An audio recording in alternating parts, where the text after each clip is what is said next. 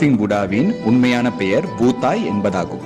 சீன புத்த மத துறவியான இவருக்கு பூத்தாய், லாஃபிங் புடா, ஃபேட் புடா, சீன குபேரன் என்று பல பெயர்கள் உள்ளன.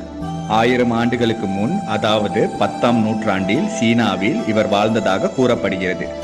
சான் புத்த மதம் பரவியதும் லாஃபிங் புடா என்று அழைக்கப்படும் பூத்தாய் வியட்நாம், கொரியா மற்றும் ஜப்பான் நாடுகளில் வணங்கப்பட்டார். குண்டான உருவம், சிறிய கண்கள், மொட்டை தலை, என்றும் சிரித்த முகம், கையில் சாக்கு துணி மூட்டை எடுத்து செல்வது, பெரிய வயிறு கொண்டவராக லாஃபிங் புடா சித்தரிக்கப்படுகிறார். எப்பொழுதும் சிரித்து கொண்டு இருப்பதால் இவருக்கு லாஃபிங் புடா என்று பெயர் வந்தது. விஷ்ணுவிற்கு கடன் கொடுத்த குபேரனை வணங்கினால் நமக்கு செல்வம் பெருகும் என்பது போல் இந்த சீன குபேரன் என்று அழைக்கப்படும் லாஃபிங் புடாவை வணங்கினாலும் செல்வம் பெருகும் என நம்பப்படுகிறது. ஜப்பான் நாட்டு மக்கள் வணங்கக்கூடிய 7 அதிர்ஷ்ட கடவுள்களில் இந்த லாஃபிங் புடாவும் ஒருவர் ஆவார்.